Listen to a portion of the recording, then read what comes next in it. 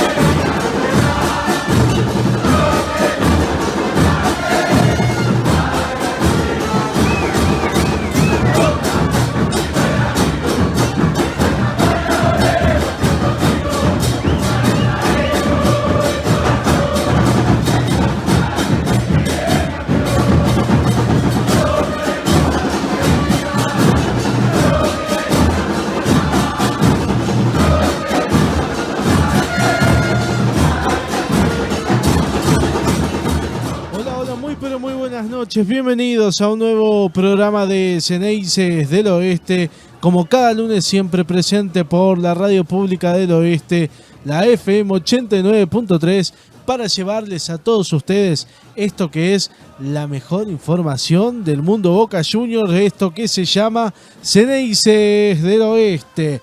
Bienvenidos como cada lunes de 21 a 22 horas por acá, por la radio pública del oeste, para informarte de la mejor manera sobre el único grande, sobre el conjunto de primera división. Sí, el único de primera división, estoy hablando de Boca Juniors. Agradecer como siempre lo hago y como cada lunes a Memo, a la radio pública del oeste, a todo su equipo, a la municipalidad de Ituzaingó, también a nuestros oyentes que nos siguen en las redes sociales, ¿sí? Que se suscriben y se suscribieron al canal de YouTube. Recuerden que ya pueden ser y formar parte de esto que es la comunidad de Xeneices del Oeste, para seguir creciendo, para seguir informándolos y obviamente para agrandar cada vez más esta comunidad que es totalmente bostera y bien boquense, ¿sí? Así que ustedes ya saben, aquel hincha de Boca que conocen, aquella persona que quiere ser parte de este mundillo, bueno, suscribirse al canal de YouTube como Xeneices del Oeste, @Xeneicesdel en el Instagram, nos pueden seguir y compartir también, a través de canales de WhatsApp, de sus familiares, amigos, etcétera, etcétera, y también a través del Facebook, que pueden seguir al programa de Xeneices del Oeste. También recuerden seguir a la Radio Pública del Oeste en su Facebook como la Radio Pública del Oeste, @Radio Pública Oeste en el Instagram. Se pueden bajar la aplicación para su celular, sintonizar la FM 89.3 y si no, más fácil todavía, entrar al www.laradiopublicadeloeste.com.ar y de ahí nos van a poder escuchar de 21 a 22 horas todos los lunes, ¿sí? Recuerden, todos los lunes de 21 a 22 horas nos siguen a nosotros, a esto que es Xeneices del Oeste. Y de 22 a 23 horas por el canal de YouTube, que es donde nos van a poder ver, nos van a poder seguir y además suscribirse, tener todo el contenido al alcance de las manos, ¿sí? Minuto a minuto información de Boca Juniors todos los días del año, ¿sí? Así que a tener en cuenta eso, a escucharnos, a seguirnos y demás. Mi nombre es Gonzalo González, quien está en la conducción y en la producción de este programa, y hoy arrancamos con información, ¿no? ¿Con qué más vamos a arrancar si no es la información del único grande? Pero arrancar de diferente manera, ¿no? En esto que fue el último sábado donde Boca perdió nuevamente la Copa de la Liga, en este caso frente a Defensa y Justicia, un equipo en el cual nosotros anticipábamos, ¿no?, el programa anterior, que jugar siempre frente al Halcón en el Norberto Tito Tomaguelo, en el estadio de Defensa y Justicia, siempre es complicado. Siempre se hace un poco pesado, ¿no?, poder disputar un partido en ese estadio. Dicho y hecho, porque eso es lo que terminó ocurriendo. Porque a Boca se lo vio totalmente incómodo durante los 90 minutos del encuentro. Y porque más allá de todo eso, también se lo pudo ver a Boca con un equipo sin ideas. Y un equipo en el cual, a mí por lo menos en lo personal, me dejó bastante que desear. No solamente por la parte futbolística, sino por lo anímico también, porque vuelvo a insistir con esto, hay jugadores que no están en un nivel que se puede decir, pueden jugar, pueden compartir el 11, y siguen insistiendo y lo siguen poniendo. Y después, bueno, caso de otros jugadores extremadamente realistas que desaparecen de la actualidad de Boca Juniors y lo siguen concentrando. Caso de Hanson, por ejemplo, que terminó sumando minutos y de la mano de la dirección técnica, ¿no?, en este partido de Claudio Úbeda, porque Miguel Ángel Russo no pudo estar presente por cuestiones médicas. Sabemos que Miguel nuevamente entre semana se fue a hacer chequeos. Sabemos que Miguel nuevamente estuvo internado y que debió tener 72 horas de reposo. Y que vuelven, ¿no?, a insistir con esto de, como bien decía recién, seguir poniendo jugadores que no rinden. Jugadores en los cuales vos lo ves en las canchas y no encuentran el equipo, no encuentran la forma de poder jugar. No se amoldan en el 11 titular. Y eso hace que preocupe aquellas personas que cubrimos el día a día de Boca. Con esta razón y con esta forma de empezar el programa del día de hoy, que cada vez se hace más habitual, por lo menos en estos últimos programas, con un pequeño análisis, con un pequeño descargo de lo que Boca presenta en los últimos partidos. Quiero decir que también me preocupa la actualidad de Miguel Ángel Russo.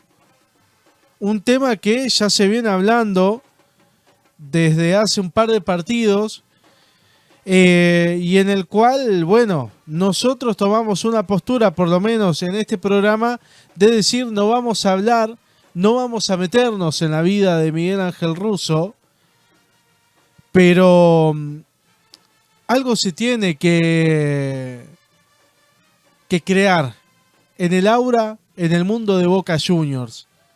Algo tienen que hacer, porque Miguel Ángel Russo, con la camiseta de Boca y con la dirección técnica de Boca Juniors, mejor dicho, tiene todos los boletos comprados como para, mejor dicho, ya tuvo todos los boletos comprados como para poder entrar a la historia. ¿Por qué? Porque ganó una Copa Libertadores, porque formó equipos buenos, porque cuando volvió en su segunda etapa volvió a salir campeón de torneos nacional, disputó Copa Libertadores también, no llegó a lo que él quería y a lo que se pretendía.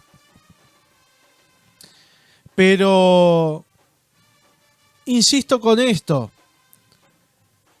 hace falta Miguel Ángel Russo en el equipo, pero sabemos que por cuestiones de salud el entrenador no puede estar presente en el predio, no puede estar presente en el trabajo en la Bombonera, tampoco lo puede hacer en un partido.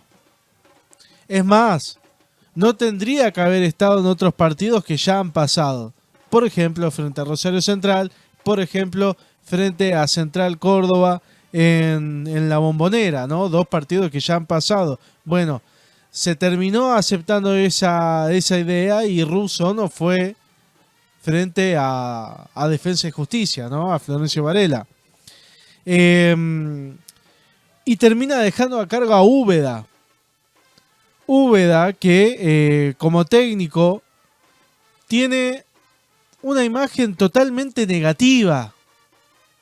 Que ha dirigido Racing, que ha dirigido otros equipos y que no le ha ido bien. Y vuelve a sumar un tanto más para su racha negativa y perder un encuentro, porque en este caso, a ver, más allá que la dirección técnica sea de Miguel Ángel Russo, Úbeda reemplazó a Miguelo, ¿sí? Y lo podemos llamar como técnico, porque estuvo como un técnico interino, si uno quiere, más allá que es ayudante de campo. Y vuelve a dejar una imagen pálida a Boca. Totalmente un equipo sin juego, un equipo que le costó desde el minuto 0 ayornarse a los espacios, a las jugadas, que Defensa y Justicia también hizo mérito como para poder cortar el circuito del juego que ya todos hoy conocemos, que es el mediocampo de Boca, Paredes Bataglia. Que Brian Aguirre nunca se encontró en el terreno de juego, que la delantera de Boca estuvo floja también, más allá que hubo alguna que otra oportunidad como para poder romper el arco y romper el 0, ¿no? En el primer tiempo y algunas en el segundo, y que los cambios por ahí tardaron en llegar también. Por eso me preocupa, por eso siento que esta imagen de Boca ante Defensa y Justicia fue una imagen floja. Fue un equipo que no tuvo ideas futbolísticas, un encuentro en el cual le faltó un punch emocional al conjunto de Claudio Úbeda, barra de Miguel Ángel Russo, y que veremos a ver cómo sigue esta historia también, ¿no? Cómo sigue y cómo irá a repercutir la semana de Boca en lo que pase con Miguel, sabiendo que hay partidos por delante. Si bien yo retomo esta crítica en decir, bueno, Miguel tiene las puertas recontra remil abiertas a la fama de Boca Juniors, porque es la verdad, desde la dirigencia también habría que ver cuál es la ideología. O sigue Miguel en el banco de Boca, o lo que hacemos es darle otra chance a Miguel Ángel Russo en otro sector de la institución, y esto mucho se estuvo hablando también en estas últimas semanas, para que ocupe otra función, para que no sea tan desgastante como lo es el fútbol en Boca, como lo es el equipo de primera, porque se exige, te exigen, y sabemos que Boca tiene que salir campeón para poder clasificar a la Copa Libertadores, porque es la única forma, es el único torneo que Boca está jugando en la actualidad, y no es posible que sigamos viendo a un Boca que te juega bien 2 partidos, o medianamente bien 2 partidos, y 25 retrocede. Y no está bueno eso, sabiendo que hay una sola competencia en la cual Boca se tiene que enfocar. Entonces, bueno, yo creo que es el momento en el cual la dirigencia tendría que salir a dar la cara y a expresar un poco, ¿no?, qué es lo que pasa realmente en el ámbito de Boca.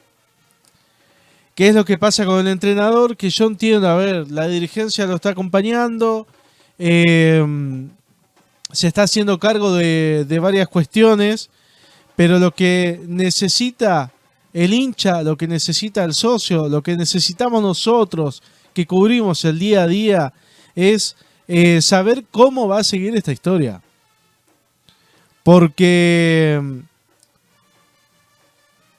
se necesita alguien fuerte sentado en el banco de suplentes. Y necesitamos también, ¿no?, a Miguel de la mejor forma, de la mejor manera, y que él se pueda encontrar con él mismo para poder seguir avanzando en este proyecto que es de Boca Juniors. Sea en el lugar que sea, no importa si es técnico, no importa si le dan el manager, no, me da igual eso. El tema es que, bueno, hay que empezar a ver qué es lo que va a ocurrir, porque preocupa lo futbolístico. Y se necesita mejorar esta imagen, porque sabemos que esta fue la fecha número 10. Sabemos que hay más fechas en juego. También se viene el Superclásico y en la Bombonera. Y hay que acelerar ciertos procesos. Hay que empezar a jugar un poco mejor. Y después, si terminas clasificándote en los playoffs, en los cuales sabes que un resbalón te deja fuera de la Copa Libertadores del año que viene, te deja fuera de la Copa Sudamericana del año que viene, y el año próximo tenés que competir como Boca viene compitiendo ya hace 2 años. ¿Sí? Por eso, bueno, este partido ante Defensa y Justicia me deja esto a mí en lo personal como pensando y viendo a ver qué es lo que se va a poder hacer de cara a lo futbolístico y muchas cosas más que van sucediendo y que vienen sucediendo en el mundo Boca Juniors. En minutos nada más vamos a hacer un pequeño análisis de lo que fue este partido, comentando un poco, analizando las jugadas del encuentro y bueno, y viendo, ¿no?, a ver cómo este Boca de Claudio Úbeda, que dirige técnicamente Miguel Ángel Russo, pero bueno, estuvo a cargo Úbeda durante casi toda la semana, las altas y las bajas que tuvo el equipo. Creo que tuvo más bajas que altas, salvo en algún que otro minuto, pero fue un equipo bastante espantoso, y bastante dejando que desear. Así que Boca perdió frente a Defensa y Justicia 2-1. Volvemos a decir, hay jugadores que no están en un nivel, que no pueden estar en el 11 titular, y eso hay que fijarse y eso hay que tener en cuenta de cara a lo que se viene. Vamos a una pausa y enseguida regresamos con más Ceneices del Oeste.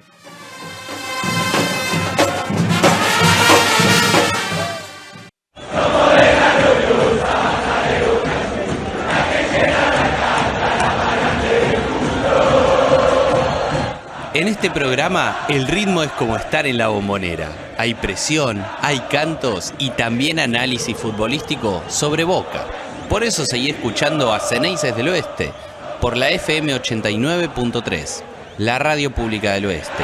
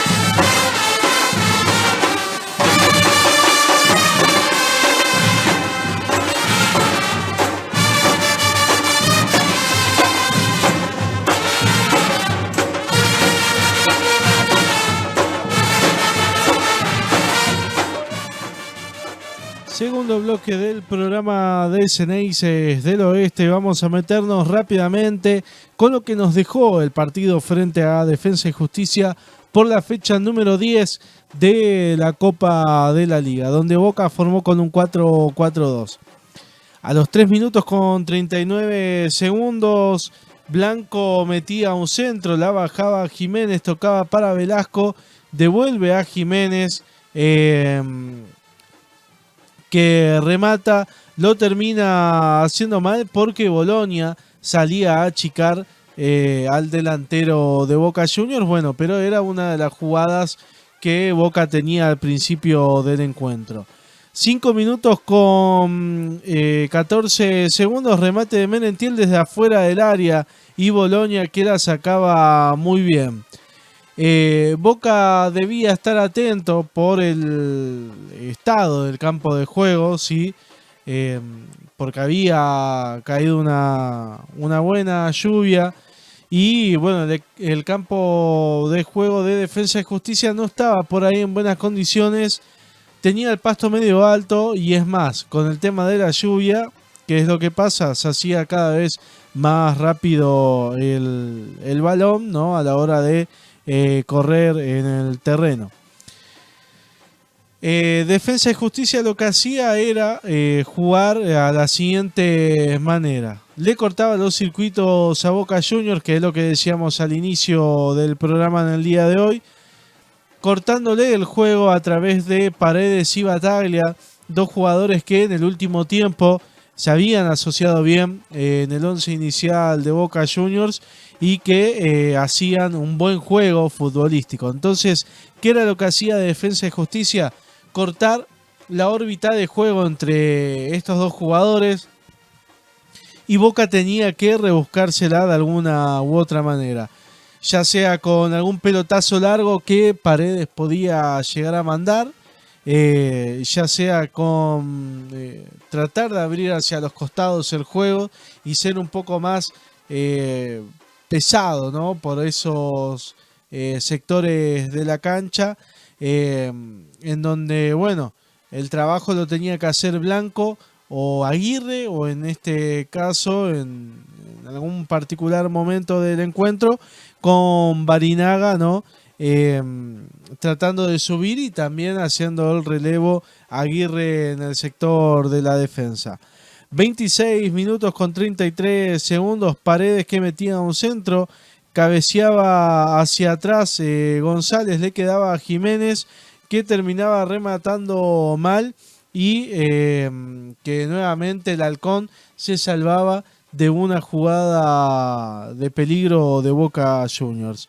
Bueno, por otro lado, Boca trataba de jugar, pero Defensa y Justicia estaba ejerciendo una muy buena presión también en el terreno de juego y era la clave para esa presión, como bien dije recién, cortar el juego a través de Paredes y de Bataglia en el equipo comandado por Claudio Úbeda en ese encuentro. 37 con 30 segundos, había una amarilla a Di Lolo por una falta a Gutiérrez en una mala cobertura en la defensa de Boca Juniors. ¿Qué quiero decir con esto? Bueno, Di Lolo había salido a cortar una jugada, no lo terminó haciendo bien porque Boca había quedado mal parado y bueno, en la primera de cambio lo que tuvo que hacer el jugador fue cortar, salir mal y ser amonestado, ¿no? Por Jorge Baliño, quien fue el árbitro del encuentro. Ya así en el segundo tiempo, Boca avisaba nuevamente con un remate desde afuera del área de Jiménez, que pasaba muy cerca del arco que estaba cubriendo, ¿no? El Beto Bolonia. 6 minutos con 40 segundos, juego en conjunto, centro de Paredes, cabecea Jiménez y la pelota que se iba cerca del arco, pero no valía porque estaba adelantado Milton Jiménez. Así que esa jugada, si uno quiere, no se puede llegar a contar, pero era una jugada que tranquilamente podía valer si se terminaba definiendo bien y si el jugador no estaba en posición adelantada. 12 minutos, centro, remate de volea de uno de los jugadores de Defensa y Justicia, ¿sí? Le terminaba pegando en el travesaño, le quedaba a González y Marchesín mandaba esa pelota al córner. Una muy buena jugada del Halcón que terminaba avisando a través de una volea: miren que yo estoy acá presente, miren que no se pueden descuidar porque en la primera de cambio, bueno, tranquilamente se podría llegar a abrir el marcador de alguna u otra manera. 13 minutos con 30 segundos, había un córner luego de esa jugada que Marchesín enviaba la pelota al tiro de esquina. Córner, cabezazo de Osorio y Marchesín que tapaba otra posibilidad de Defensa y Justicia. Bien lo que hacía el arquero de Boca, sacándola y bueno, tapando una jugada clave del Halcón para tratar de abrir el marcador. A los 17 minutos con 50 segundos, Zenón que entraba por Aguirre, sí, Zenón que luego de 6 partidos más o menos volvía a jugar con la camiseta de Boca Juniors. Un Zenón que había sido pretendido por el fútbol de Europa y que lo habían venido a buscar, pero no se terminó cerrando su contrato por una cuestión de dinero, donde Boca pedía más y el equipo del fútbol europeo quería pagar un cierto porcentaje. Bueno, se terminó quedando a seguir por lo menos unos 6 meses más con la camiseta de Boca Juniors.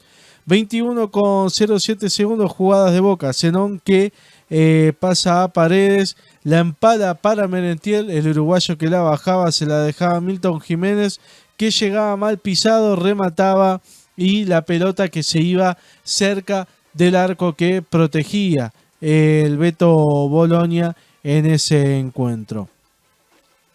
26 con 45 segundos, pase fuerte de Paredes a Jiménez, que descargó, le quedó a Velasco que remató y la pelota que la mandaban al córner.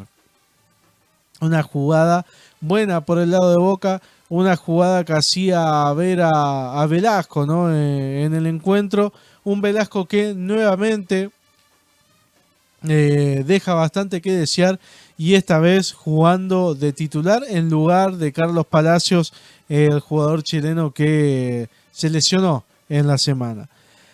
27 con 37 segundos comenzaban los cambios en Boca. Alarcón que entraba por Velasco y Ander Herrera, ¿sí? Luego de 100 días, Ander Herrera volvía a jugar con la camiseta de Boca Juniors. Recordemos que la última vez que jugó Ander Herrera fue frente al Benfica en el Mundial de Clubes, donde se fue expulsado y no solamente eso, que también se lesionó en el partido por el Mundial de Clubes en la primera fecha de esa competencia. 31 con 34 segundos, Osorio mano a mano con Marchesín, se va abriendo el jugador del Halcón, el arquero que salía a achicar salía mal y terminaban cobrando penal Jorge Baliño para Defensa y Justicia. Bueno, medio Boca que fue a reclamar, que decían que no había penal. Hubo un chequeo VAR a través del minuto 32 con 30 segundos. A los 33 con 40 segundos, Baliño era llamado por el VAR, pero también el árbitro iba a revisar esa jugada para ver si era o no el penal y si él lo había convalidado bien, ¿no? A los 37 con 07 segundos, a través del altoparlante, Baliño anunciaba que sí había un contacto entre Marchesín a Osorio por una imprudencia, es lo que decía el árbitro del encuentro, así que terminó dándole el penal al conjunto local, que a los 38 con 24 segundos Osorio cambiaba el penal por gol. 39 con 22 segundos entraba Hanson. La verdad que no sé el mérito que hace Hanson para poder entrar en lugar de Bataglia, ¿no? A los 40 con 40 segundos había un centro, la sacaban, le quedaba a Herrera y le terminaban haciendo un penal al jugador español que hacía minutos nada más que había entrado a disputar nuevamente un partido con la camiseta de Boca Juniors. ¿Cuál fue el dato loco de todo esto?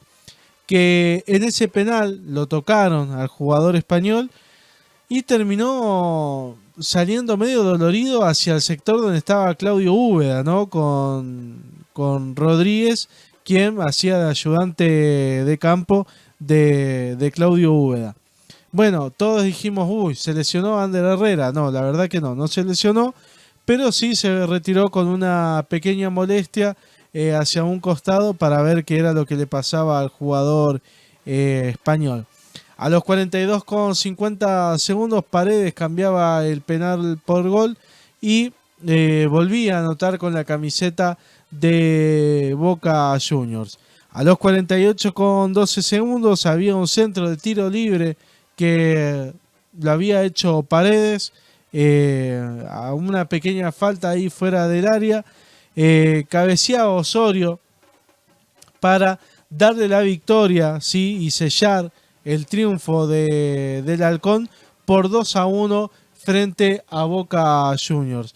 Un Boca que vuelve a perder en la Copa de la Liga, un Boca que vuelve a dejar más dudas que respuestas ante un equipo que le sigue faltando mucho en lo futbolístico, le sigue faltando mucho desde lo anímico y que en la próxima fecha será frente a Newell's en la Bombonera el próximo domingo a las 19 horas. Así que veremos a ver cuál será la solución, ¿no? Entre semana del trabajo que haga el cuerpo técnico para llegar de la mejor manera al próximo encuentro que será frente a Newell's en la Bombonera por la fecha número 11 de la Copa de la Liga. Boca que perdió frente a Defensa y Justicia, que dejó varias cosas para analizar, ¿sí? En lo futbolístico, en lo anímico y de cara a lo que se viene.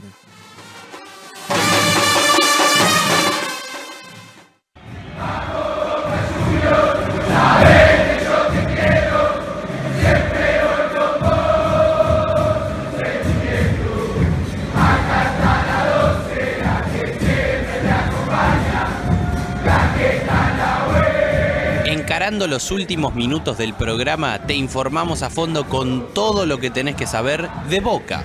Para eso sumate a esta comunidad Ceneice por la 89.3 y por nuestro canal de YouTube, Ceneices del Oeste.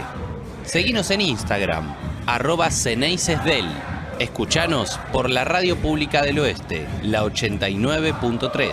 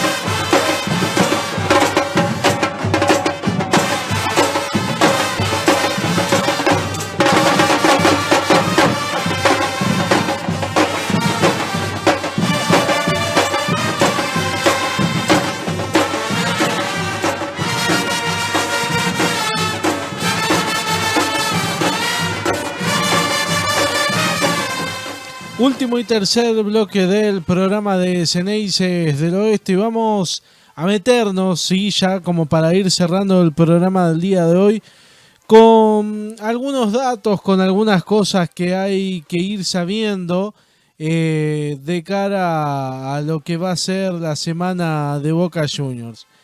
Pero antes y principal, para cerrar lo que fue el partido frente a Defensa y Justicia en la derrota 2-1 ante el Halcón de Florencio Varela, quiero dar unos datos que se manejaban, ¿no? Como Claudio Úbeda como director técnico.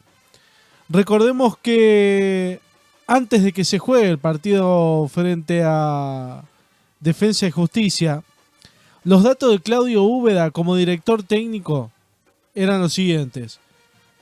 Dirigió a Racing, Magallanes de Chile, Boca Unidos, Independiente Rivadavia y Huracán. 108 partidos dirigidos, 34 victorias, 35 empates, 39 derrotas. Este fin de semana, bueno, fue la primera vez que le tocó dirigir como director técnico de Boca Juniors a Claudio Úbeda, hacerse cargo del equipo de primera división y bueno, terminó con la derrota 2-1 frente a Defensa y Justicia, en un partido en el cual no terminó bien futbolísticamente Boca, lo terminó perdiendo en varios sentidos. Y bueno, siendo la razón en el cual, como bien dije durante todo el programa, que Defensa y Justicia le terminó cortando los juegos, los circuitos, ¿no?, que Boca tiene como para diagramar su sistema futbolístico. Los cambios que metió Claudio Úbeda en su primer partido como DT de Boca Juniors tras la ausencia de Miguel Ángel Russo en la derrota 2-1 frente a Defensa y Justicia en Florencio Varela, en el Norberto Tito Tomaguelo, fueron los siguientes: Zenón por Aguirre, Alarcón por Velasco, Herrera por Merentiel y Hanson por Bataglia. Y otra de las cuestiones, sí, que hay que ir sabiendo es que Boca, bueno, tuvo el día libre en el día de ayer y también en el día de hoy, ¿sí? Estamos hablando que de domingo y lunes. ¿Volverá a los entrenamientos? ¿Cuándo? El martes, o sea, mañana por la tarde. Donde, bueno, se van a estar preparando para enfrentar a Newell's por la fecha número 11 de la Copa de la Liga en la Bombonera, cuando el CNI se reciba a la Lepra el próximo domingo a las 19 horas en el estadio de Boca Juniors. Así que bueno, eso es más o menos las cosas que hay que tener en cuenta. Es más o menos lo que habría que hablar, ¿no?, con respecto a lo que sucedió y a lo que se vendrá para Boca en el corto plazo. Otra de las cuestiones que también hay que tener en cuenta es lo siguiente, que sabemos que Boca va a enfrentar a Newell's el próximo fin de semana, eso ya está cerrado. Luego va a enfrentar a Barraca Central el 12 del 10, el 12 de octubre como visitante. El 19 de octubre será local ante Belgrano. El 26 de octubre, recordemos, están las elecciones, así que esa fecha no hay fútbol ese fin de semana. El 2 de noviembre visitará a Estudiantes de La Plata. El 9 de noviembre, atención a esto porque es una de las fechas más importantes que Boca tendrá en adelante, será local nada más y nada menos que ante River en la Bombonera. Y para cerrar la primera fase de la Copa de la Liga terminará esa fecha como local ante Tigres, ¿sí?, el 16 de noviembre. Así que bueno, esos son los compromisos que se le vienen a Boca en adelante. Recordemos una vez más, es la única competencia que Boca está disputando hoy en día, ya que no está jugando copas internacionales, tampoco está haciéndolo por Copa Argentina, así que Boca se tiene que enfocar y empezar a diagramar los partidos que se vienen adelante. Por ende, no podemos tener 2 días de descanso. Yo entiendo, tenés que jugar, tenés que ganar y todo lo demás, pero no podemos tener 2 días de descanso cuando todavía no hay un rumbo futbolístico, cuando todavía no hay un sistema de juego, ¿sí? que ya sea marca registrada de este equipo. Me parece una falta de respeto totalmente para el socio, para el hincha, para aquellas personas que van a la cancha a poder ver el partido, que se tome el pelo de esta manera y se termine dando unos días como para que el jugador reflexione, para que el jugador salga y demás. ¿Perdiste un partido? Bueno, arrancá el domingo a la tarde a entrenar, arrancá el lunes a primera hora a entrenar para llegar en el próximo encuentro de la mejor manera. Sabemos que Boca no puede perder más ningún partido, que no puede perder puntos, que tiene que quedar por lo menos entre las primeras posiciones de la Copa de la Liga como para poder pelear el campeonato, y después encima, para colmo, tenés las fases de eliminación. Por eso vuelvo a insistir con esto, que es lo que decía al principio del programa. Boca no puede dar más un paso en falso, porque cada vez que lo hace, cada vez que sigue costando más, y es como un volver a iniciar un camino que pareciera que cada vez se hace un poco más pesado, que los partidos cada vez le van costando un poco más a Boca, tratar de cerrarlos, tratar de conseguir 3 puntos, ¿sí? Y bueno, veremos a ver cómo se da esta situación de acá en adelante. Partidos importantes tiene Boca, creo yo que el que más esperan, y el que más espera, mejor dicho, es el Superclásico ante River, uno de los encuentros más importantes de acá a fin de año. Después veremos qué es lo que pasa más adelante con la competencia, pero también hay que empezar a apuntar de a poco los cañones a ese encuentro que nada más y nada menos se llevará a cabo en la Bombonera. Así que bueno, para ir cerrando el programa del día de hoy, es comentar esto que dijimos recién, ¿no? El tema de los partidos, el tema de los datos, como Úbeda, siendo entrenador de otros equipos, se lleva la primer derrota al mando del 11 titular de Boca Juniors en reemplazo de Miguel Ángel Russo, ¿sí? Así que bueno, veremos a ver cómo seguirá la semana.